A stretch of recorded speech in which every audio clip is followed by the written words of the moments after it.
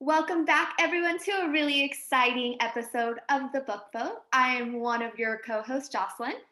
Hi, and I'm Alejandra, and I'm super excited because today we have our first guest. And can I just say that out of everybody, who it could have been, I am so happy that it is Erin. Erin was in our cohort. So we met through San Jose State. And Erin, you are just such an amazing, positive person. And I'm completely happy and honored that you have accepted to be our first guest. So thank you so much. Thank you so much, Alejandra and Jocelyn. And really, for those of you who have been with them in the book boat from the very beginning, Jocelyn, Alejandra, you have shared and talked about your stories with such honor and grace and honesty, really recognizing the extent of your knowledge and opening up these questions that I think a lot of people don't really think about until they reach for something accessible like a children's book about diversity. And so I have to admit, I was texting them a couple of days before we started. And I'm like, I'm so nervous. I want to do what we're talking about, justice. And I think it's because what we're going to be talking about today is such a very special place in my heart. I think it's just going to be a really awesome talk. So that nervousness has been replaced with excitement. So let's do this. There's nothing for you to be worried about or nervous about at all. Like everything Alejandra said, you are one of the most incredible people I have ever met. And I am just so honored that you even were like, hey, I would love to be a guest in your book, in your podcast. Like that just made me and Alejandra just extremely excited. So just tell us a little bit, what have you been up to? We haven't seen you since we graduated, and I know that you were still in school. So tell us a little bit about that experience. Well, I'm excited to share that I'm going to be graduating this Friday at the time that we're recording. Woo! And Woo! it's just, yeah, it's I don't know what to think. I mean, it's just, as we know, this world has been just so crazy this past year, and to be able to achieve an accomplishment, to achieve an accomplishment. There's like a little hair sticking out right now for those of you who can't see us. Oh, But mine too. anyways, just to think about being able to accomplish something in a time of struggle and in just a time where things just feel so unbalanced. Just being able to find joy and successes in the little things, including graduation, is just an honor. And it took a bit of extra time for me to get there. And we're going to be talking about that in just a bit. But yes, graduation's around the corner. I'm finishing off the year with my first graders. And shout out to my mentor teacher, Danny Knight, who has been an amazing, incredible mentor teacher. So really can't take for granted those people who really guide us along our pathways, because they're really the ones that help us reach our potential and make us shine. I love that you've had such an amazing experience with your mentor teacher and that you're graduating. I know that feeling feels very surreal, and especially in the time that we are in right now, where things just don't feel normal and you're trying to find a sense of normalcy. This is about as normal as that gets. Like, you're graduating, you're going to have a degree, you're going to be a teacher for the rest of your life, and it's going to be awesome. It feels awesome. Even to this day, I was like, oh man, I graduated a couple months ago. Yeah. Yeah, so just tell us a little bit about your backstory, how you ended up at San Jose State. Yeah. Absolutely. So it's really interesting, just the teacher story of entering education. I originally studied kinesiology in my undergrad. And, after doing a little bit of soul searching, I realized that I wanted to go more into something that I felt like I was able to directly impact the lives of our future generation. And so I found this calling in education, and that's how I ended up in the program with Alejandra and Jocelyn. And, you know, when you enter a new pathway, wherever you are, whoever you are, there's going to be challenges along the way. For me, I am one of the first teacher candidates in recent years with a hearing loss. And um, having that really made my journey to become a teacher very interesting. On top of that, though, growing up, I also dealt with eczema, with asthma, with eye problems. So I like to joke that I was kind of that kid that had enough problems for three. So thankfully, I'm the only child of my parents, and I'm sure they're very grateful for that. And though growing up, I really loved children's books. I I adored it, and even at this age, I just think it's such a perfect gateway to talk about things and to see myself and to see others who are different reflected into it. But growing up, I didn't really see those kind of books that talked about disabilities, that talked about health conditions in a way that was mainstream and just out there and open. And, even when I had an opportunity to work as an assistant children's librarian a year before I entered the program with these ladies, I still didn't really see books about disabilities. Um, so it took entering the program, and it took walking in one day to see Alejandra, Jocelyn, and their teammates there bring a buttload of books, a literal buttload of books, to the class because we were working on our master's project. And that is how I found the book of today, Just Ask, by Sonia Sotomayor, illustrated by Rafael Lopez. Um, and it just, when I read the book and I started looking at it, I just found so much of myself. And I think a lot of people who have had dealt with disabilities or have had families and friends deal with it, as well as just various health conditions, they can see themselves a little bit in that. So that's the book we're doing today. Yeah, I was so excited that you picked this book. And it's so funny because Sonia Sotomayor has another book as well. And at first I was getting them confused. So I reread the book earlier today and I was like, oh my gosh, like I love this book. But something that you were mentioning was like when you were growing up, you didn't see yourself like they didn't, I mean, books didn't really talk about it, but I'm like, I don't think people really even talked about it. And I mean, even nowadays, and like I was just going back and thinking, because I know I'm going to jump ahead a little bit, but in the book they talk about like speech. And I have students who go to speech, and for like the longest time, students would just see one of my students leave to go to speech, and like I don't know, like nobody ever talked about it. And I think also because sometimes with like IEP and not being able to share some stuff, but I don't know, like I almost wish, not that I'm gonna be like, oh, like they have this, and this, but like I don't know, like making it okay to talk about, because sometimes it feels like it's not okay to talk about it. But I think, I don't know, making it more like okay and normal would really help. Yeah, no, absolutely. I think about that all the time too, is that there's a stigma around people who are differently abled and not giving them a space to really talk about it, or even if they don't want to talk about their different abilities. And just that whole stigma, I think it leads to kids. I've talked to kids who are older now who did have 504 plans or IEPs, and they have expressed to me how embarrassing they felt or embarrassed they felt when they had to leave their classrooms to go get speech. Or I have a friend who has dyslexia, and so she was like, it was, to me, I just felt really weird that I had these different testing accommodations and all this stuff. And she was like, it wasn't until I was in college and people were like, no, like it's totally okay to have, like, you, like, there's nothing bad with that. She embraced her testing accommodations in college. But she always talks about that. There's always that stigma of like, I'm not the same as someone else, and so there's something wrong. And because it is something that's not really normalized, it further like ingrains those like ideas when it's not true. Like there is nothing wrong. Yeah. Sorry, I kind of jumped the boat a little bit, but I was gonna say, yeah. So the book that you brought is Just Ask. Do you want to give a quick like summary on what it is? Because I got really excited and I just started talking. Yeah, no, absolutely.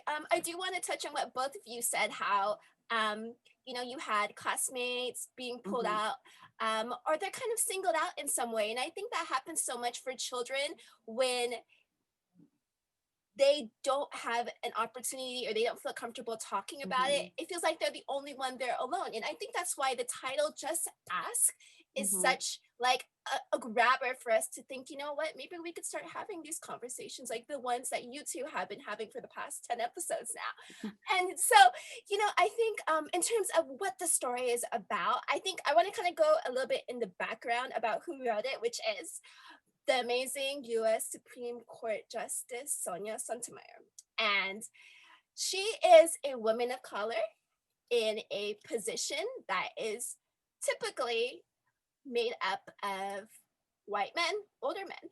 And of course, we're starting to see this change. But as a woman of color and as a woman who so happens to have diabetes, she is using her position to normalize, like you were both saying, the differing abilities that are everyone may or may not have.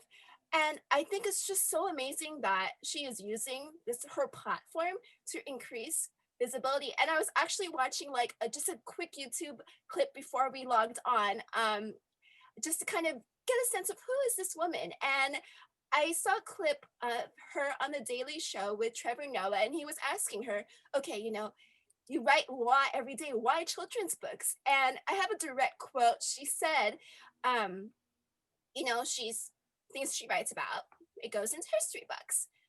Maybe at most one or two people will read one or two decisions. But this is what she says. But if I can affect the lives of the children to be bigger, better, braver than they believe they can be, then I've left a real legacy of my judgment. It's to create that lasting gift that I hope will inspire them to do something they haven't even dreamed about.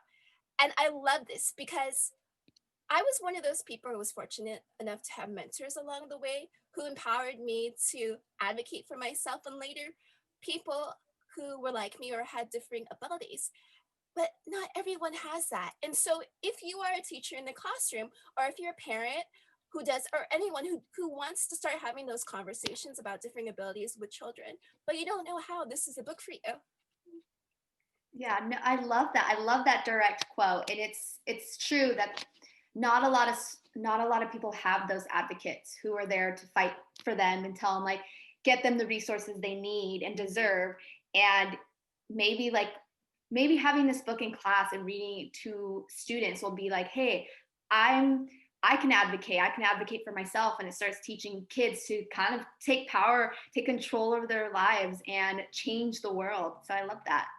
Yeah, and when you were reading the quote, I was, because you shared your notes with us, I was kind of following along, but I was like, I think this is exactly why Jocelyn and I have kind of continued to do this, because we want to like find books that like can help kids or other people just see themselves in it. So I don't know, like the way you were describing, like it made me so happy because I don't know, like sometimes it feels like Jocelyn and I are just like sitting here talking about books we like, but I also am trying to remember, like, I'm trying to find books that my students are gonna like see themselves in, or kids are gonna see themselves in. And my hope is that like someone's gonna hear this and they're like, okay, like, yeah, like I need this book in my classroom because I have a student who, I don't know, has allergies and I want them to like see it's okay.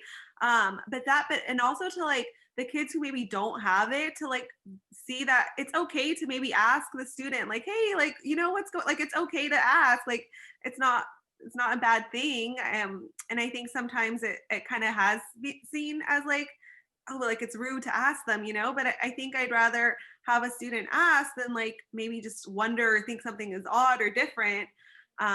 So yeah, and can I give a quick shout out that the book is also in Spanish for all my bilingual teachers. I just love books when I find that they're in Spanish.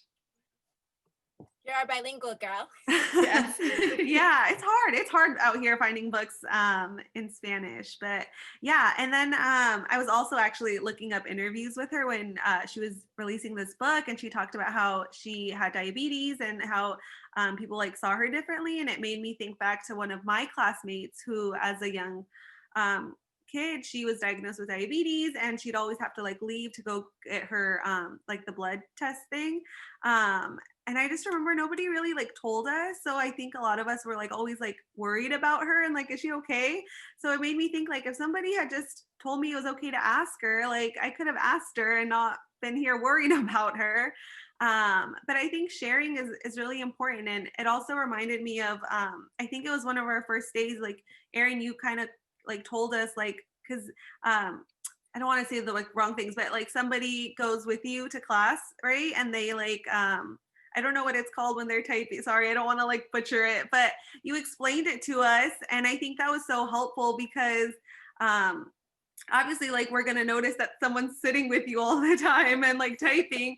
So I love that you also were like willing to share. And I think that's also part of it, is like we have to be understanding that maybe someone isn't willing to share right away. But I think it definitely helped that you kind of like told us like a little bit about it. And it definitely made me be aware of like, okay, I want to be able to help Erin too. Like, how can I help her? So I think it's super awesome that you were comfortable enough to share with us. Thank you. And I think the thing of when you're dealing with um, a problem in your life, it could be a disability or Mm-hmm. a health situation. I think a lot of times the person who is experiencing that feels like a burden. And this is Mm-hmm. something that you guys heard me say sometimes, how I felt bad about asking for help, or I felt, kind of awkward of asking people to speak louder, to repeat. And I mean, for the most part, I feel very confident about it. But sometimes deep down, I'm like, I'm making people work harder. And it wasn't until more recently that I realized, no, this is normal. This is just something Mm-hmm. that we do to include everyone. I mean, if I had students in my class who had an IEP, of course, or 504, of course I'm going to go out of my way to include them, Mm-hmm. because that's just the way it should be. And I think being in the cohort we were in, and just the community at San Jose State, just working for social justice, being very inclusive, I think that kind of made me grow a little bit more and think, okay, this is what I want my future students and maybe future kids to think about, just to be very proud of who they are. And I think this book really does that and really starts to foster that.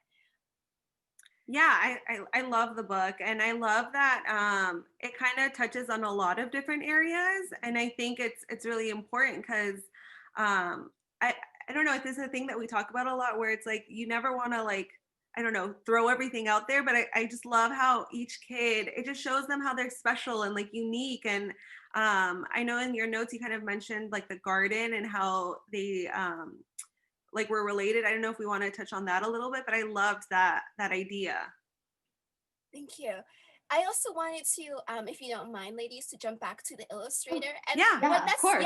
yeah, that's actually what I really loved about your podcast so far, is that you make sure that you talk about the people who make this book happen. Because I think it's so easy for us to just kind of skim the author and the illustrator without like really thinking about the people who make it. Because we know we're so excited that there's beautiful pictures, it's an amazing storyline. But I think you've been doing such an amazing job of highlighting these people who actually make these diverse books happen. I did want to just mention that the illustrator is Rafael Lopez.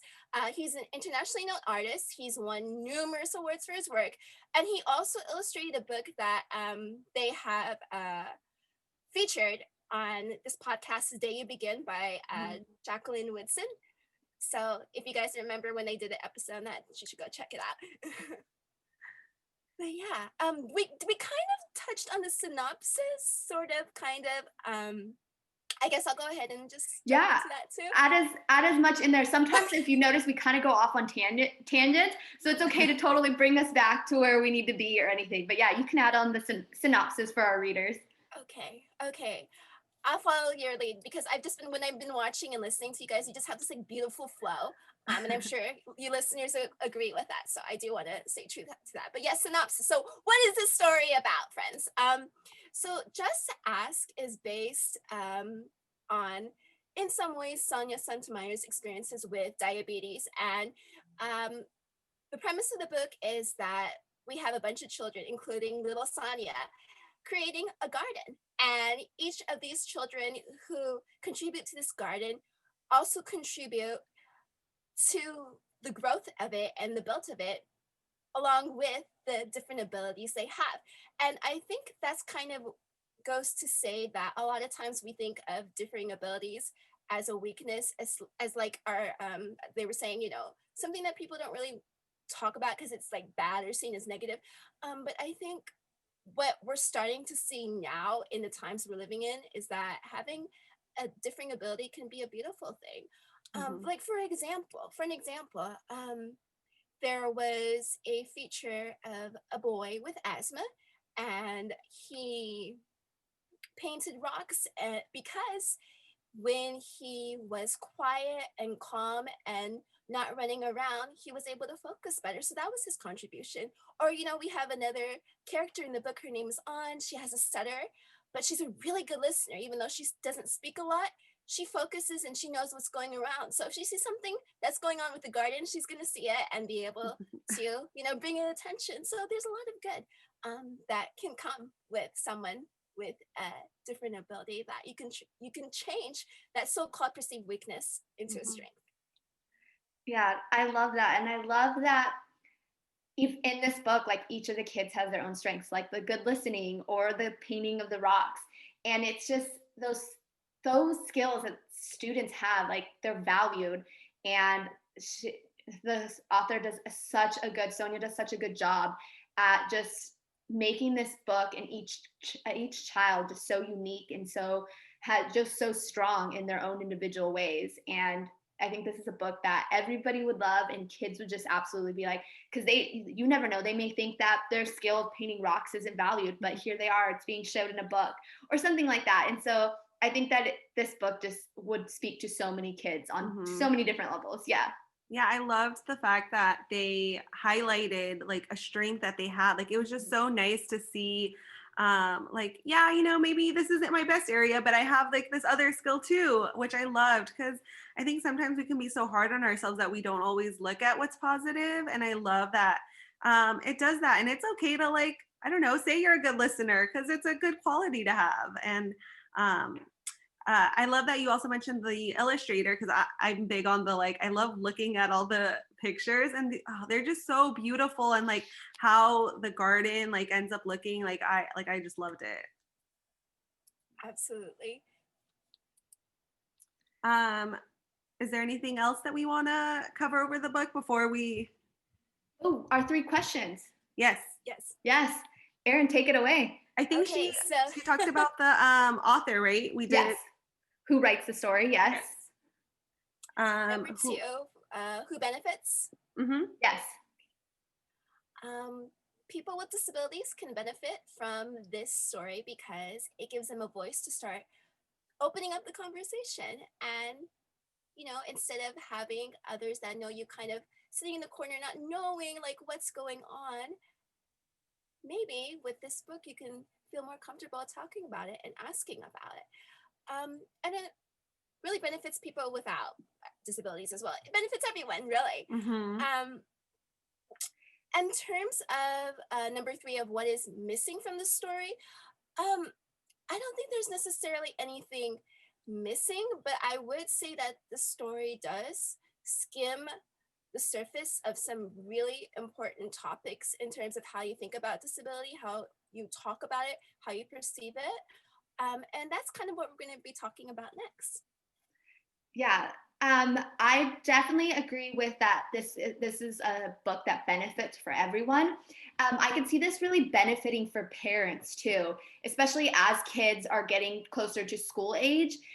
Maybe just reading this to your child and just kind of having those conversations of there is people who are differently able than from their child, and how to approach and how to make sure that you're respecting them. And if you do ask and the child says, I don't want to talk about it, then being okay to just be like, okay, like I asked and that was okay, and I respect your boundaries. So I think this is a great tool for parents to kind of prepare their children for coming into school and seeing a diverse group of students that they probably may have never interacted with before. And so I think this would definitely be good for parents. Yeah, and I definitely agree with Erin where it makes me want to learn a little bit more about it, but I think it's a good book as like an introduction in a way, just to get an idea.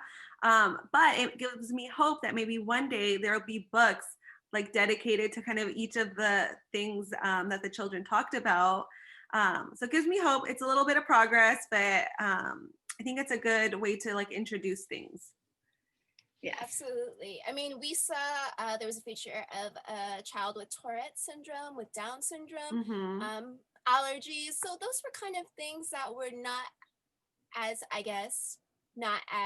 commonly heard about compared to maybe things like ADHD and deafness. So it was really nice to see that beautiful mix of different things. Yes, no, absolutely. Also, I really, really want to talk about how in Erin's notes, she wrote about this like garden metaphor. And I think that's something that really, really should be highlighted, because I read that, and me being the crazy plant lady that I am, I thought was of like, you. was like, I love gardening. And so this would be such just, yeah, you could talk about it, Erin, because I love this like whole idea. Yeah, Jocelyn, let's talk about it right now. I think that we all grow in Mhm. different paces, even just as, a regular person who is really lucky to not have to deal with those kind of body problems. Good for you. Um, we all grow in different paces. We evolve in different ways, maybe based on our life circumstances and such and such. And when we look at these children that are highlighted in this book, um, they are responding and growing in different ways that's perfect for them. And it kind of makes me think a lot about how when we go through our life, some of us may go to college earlier or later, some of us may start families sooner or later. um, we all have our different ways and pinpoints of milestones, and it's very different for everybody, and especially for children. They have different milestones. Some of them take longer to speak or to crawl, or fine motor skills, things like that. And I think that's just something that's really important for us to think about. You don't necessarily have to have a disability of any kind, but I just think as human beings, we want to be mindful and aware of how we progress and grow in different ways. And what more best way could we describe that as a garden that these children are making in the book? So I thought that was really wonderful. Yeah, I love that. Just that the whole everybody blooms at different paces, and I'm always like the activity person. Like I always think of like what would be a good activity to kind of really tie into this book, and so I always think of like maybe having like a seed planting where kids get to pick a flower and then really like so that it's the visual representation of, yes, you're all watering this every single day, but maybe your flower might bloom a week earlier than this one. And it's this whole visual representation for children to actually see that it takes time to bloom. There's a process, and everybody grows at different rates. And so I think that'd be a great activity to kind of really tie into this. Love it. Yes. Yes. And I do Yeah. want to mention too, for those who may not know, I took a little extra time to grow myself to become a teacher. Alejandra and Jocelyn graduated a semester before I did, even though we were in the same cohort, just because I made a decision to take a little more time to grow as a teacher. And so I think that's just a really hopefully something for those of you who may find yourself in a situation where you need that little extra time to grow, whether you're a kid or whether you're an adult. It's absolutely okay. And I absolutely love that. I remember when you came into class and you had told us of your decision to just take an extra semester to really grow. I thought that was one of the strongest things anybody could have done, because I mean, as college students, we just want to get done. We want to be done in as many semesters as they tell us, or earlier if we can. And that's just strength to just be like, hey, I still need time so that I can be the best teacher possible to my future students. And to even just take that moment and take that step back was just something that I was like, wow, like that's incredible to recognize that and to execute it. And I think everybody, I don't want to speak for everyone in our cohort, but I'm pretty sure everyone in our cohort was just in awe of you taking control of that and being like, hey, I need an extra semester, and that is okay. Yeah, I mean, personally, I was a little bummed because obviously I wanted us to all graduate together, but it was such a bummer because we didn't even get to walk or do anything. So I'm like, but no, I think it was like such a big choice and an important one. But I think like I totally admire the fact that you did do that, because I'm sure you reflected and you like thought about what was going to be best for your students. I forgot. I lost my train of thought for a second. Sorry. But I think it was really brave. And I think, I don't know, like I'm just thinking about the program, and it was hard. Like it was an intense program. There was a lot that was expected from us, and there was just a lot going on. And so I definitely think if that was the right choice for you, like I totally respect it. And I think it's nice because like other people can then see like, okay, you don't have to like, you know, it's okay to like take the time that you need to be the best teacher that you can be, because that's really the end goal here. Thank you. Now I have all these like warm and fuzzy feelings.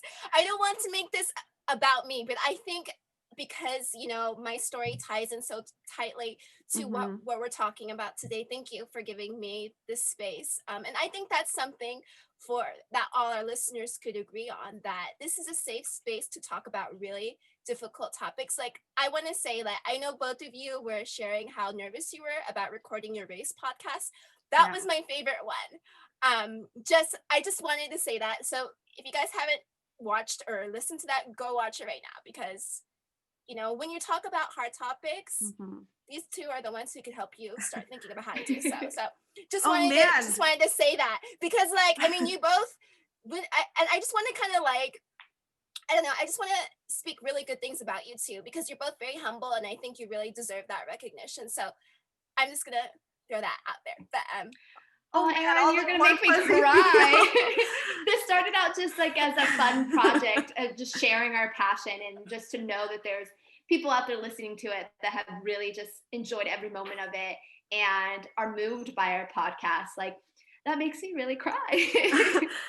Yeah, like I don't know, I was just thinking because we actually, very off topic, but we did like this San Jose State invited us to do a showcase with them, which is going to be the episode you hear before this. It's a little surprise episode.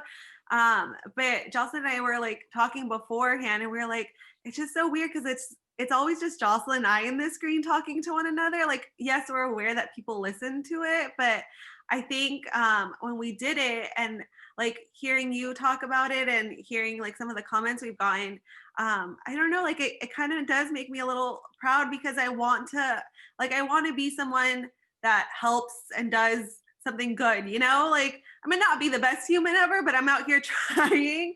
And I love that you picked this book, and I love your story. And I don't know, it's just like another thing of like, this is why we do this. Like we want people to see themselves in these books. So I love the fact that the book you picked is something that's so special to you. Yes, it shows your passion, and that is what we want all our readers, or I always keep saying readers because I just naturally like readers, but all our listeners to like have a passion for something and like go out there and fulfill that passion. And so it just, you presenting this book and wanting to be our first guest, has absolutely just been like I said, we are honored. Thank you. Yes. Feelings absolutely mutual. Should we go back and talk about the book? I mean, yes. I'm loving our conversation. I know we get such off topic, but yes, go back to the book. Yes. Okay. Yeah. Okay. Oh yeah, no, go take it away, Erin. Sorry. No. You're fine. I'm just looking at like the notes that we put together. One of the things that I thought was really important was at the very beginning of the book of Just Ask. Sonia kind of provides a sort of like a very casual disclaimer for people in terms of whether they feel comfortable talking about their condition or not. And she wrote in the book, not everyone is comfortable answering questions about themselves. And I just wanted to point that out. Jocelyn and Alejandro know that I've been very open about my hearing loss from the beginning.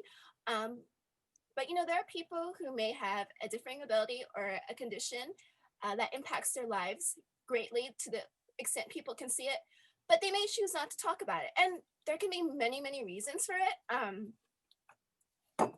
Sorry, my mouse was acting weird when I was trying to get back to the notes. It's technology. So, but yeah, there's reasons why people may choose not to talk about their condition. It could be for many reasons. It could be fear of repercussion, discrimination for employment or services, and there could also be some lingering trauma too.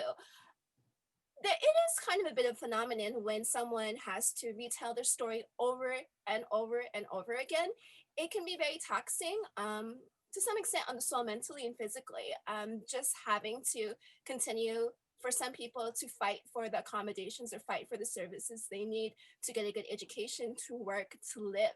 And so it can be very hard for some people to talk about their condition. And though I would I would advise anyone who is curious and they feel comfortable asking that person, just ask. Really, just like the title said, just ask. Because the worst thing that can happen is the person says no or they don't want to talk about it. And you could use your best judgment too if you feel that this is a person that would be receptive to it. But if they're not, I think Sonia puts a really good spin on saying, what, just ask, but also recognize that you may not get the answer, and that's okay. And I think that would inspire people too to go out on their own and do a little bit of research, just to see, maybe even though I couldn't get a direct response from that single person, maybe I could find out in another way. Yeah, no, absolutely. And I think that goes back to respecting each other's boundaries. And so knowing exactly if someone does say, I don't want to really talk about it right now, or I'm not comfortable sharing that piece of information just yet. And that's a good, nice little way of being like, not everyone's comfortable answering questions. And it's just teaching us to be like, okay, we don't have to know everything all the time. Like, people are allowed privacy, people are allowed things to themselves. And I think that also comes with sometimes people can be very pushy almost. So like, why don't you want to tell me? Is there something really that's going on? And taking that moment to realize like, maybe that person is tired of answering questions. Maybe it may be traumatic to constantly be bringing that up, or as you said, toxic. And so I think that's a good reminder to all of us to, if someone says no, just be okay. I'm okay respecting your boundaries. Yeah, I think it's totally important. And I think it's also important to be aware, because when you mentioned that, I think it's not something that I think about, but the fact that maybe a lot of people are asking them and then having to tell their story over and over again, I can just imagine it to be draining. And of course, I'm sure, I mean, if someone's comfortable, they're going to share, but I think it's really about like respecting people and respecting their boundaries they set. And I think that's huge. Absolutely. And it's a great lesson when you're teaching little ones too. Respecting boundaries of their bodies, of their autonomy to some extent, as long as they stay safe. So there's certainly that piece too that could apply to a lot of things, really. Yeah. The next thing I wanted to talk about was, there's a spectrum of abilities, which is also touched very lightly upon in the story. I'm thinking specifically to the part where there were two children with autism, and there's a wide spectrum of individuals in the autism bracket. They can talk, and to some extent they could have a job, but there's also those who may spend the rest of their lives needing a caretaker. And really that applies to all different conditions, all different abilities. For example, for myself, I consider myself hard of hearing, but I do not necessarily would say I belong in the deaf community. The deaf community is made up of people who have their own culture, who sign to communicate. And we actually have a very big deaf community here in the Bay Area, in Fremont, as well as in Berkeley. I know some American Sign Language, but not enough to feel like I belong in that. So it's just kind of interesting to think about how that, yes, you may have this so-called label of a condition, but one experience does not speak for everyone else. I love that so much, just because that applies to just all aspects of life. What you experience is 100% different than what your friend experiences, what a family member, what the person next door is experiencing. And so to put a label and just say like, oh, you're hard of hearing, so does that mean that you know sign language completely? Are you like part of that community? And so it's good to like, this is a good book to let students know like there is a wide variety of abilities. There's a huge spectrum of where people may fall, and do not just like cluster everybody in one and just be like, oh, they all can't hear, like things like that. So that's a good point. I love that. And I love this book for it. Yeah, I love that it mentioned that. And I think it's really important to, not assume that just because this person is one thing, like, I don't know, that it doesn't mean that they represent everything, it's, I think it also goes back to the, like, just ask, like, it's a simple question. And I think it's important because I think especially teaching the younger ones to, just because it's one thing, it doesn't mean it like covers the whole range. Like there's like a whole variety of things that could I love that the little boy and the little girl and how they were different. Like even though they had the same like title, they were it was two different things. Absolutely. And I do kind of want us to think a little bit broader too, especially reflecting on your past season on the book boat. When we talk about like a different spectrum of experiences, that's just not about disabilities. We're talking about race. There are, Latinos or African Americans who may not directly identify with that dominant culture because they're being pulled in different directions. Maybe people who speak a language, but they may not necessarily identify with the people who also speak that language. What else is there? It's kind of expanding. Yeah, it does vary. Thinking about like people who immigrate to this country, they all have different experiences. Me, like I am someone who wasn't born in this country, so my story may be completely different than someone else who immigrated here. And so it's this whole like spectrum of different experiences, different lifestyles, different things we've been exposed to. So yeah, I love that. I love that this is like one of those books that has kind of a wider sense that could apply to many aspects, and that a teacher, a parent, anybody can really like sit there and dissect that and be like, well, we can also talk about this and we can talk about that. Like this could be a book that you really can almost do like a short little unit on and kind of really touch on different points. Yes. Absolutely. And I think that kind of reflects how the community of disability looks. I mean, when you have people who share the same race, the same ethnic background, I mean, that's a very clear culture. But when we're talking about people with disabilities, it could transcend race, it could transcend gender and sexuality, it can transcend language, it can transcend, all sorts of different things, socioeconomic status. Anyone can have it. And so I think it's just kind of really interesting to think about that this so-called culture of differing abilities can really apply to a lot of different things as well. Yes, absolutely. Erin, being our first great guest on this show, just coming in with all these amazing things. Is there anything you'd like to add? Because we are almost at our time.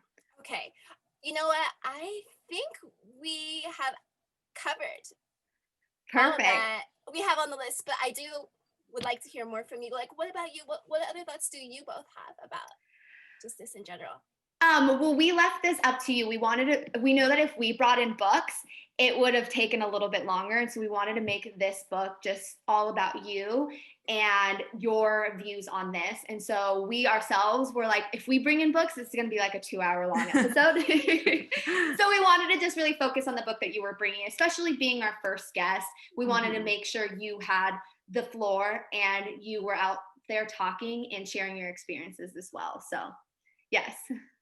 Yes, but thank you for asking. We are definitely, this is one of the things that we'll probably one of the topics we'll touch upon again with different books, because this has definitely inspired me to look at what other books are there where there's has characters that are differently abled or anything like that we can bring into a classroom, because this is just like you said, this is just kind of almost like an opening.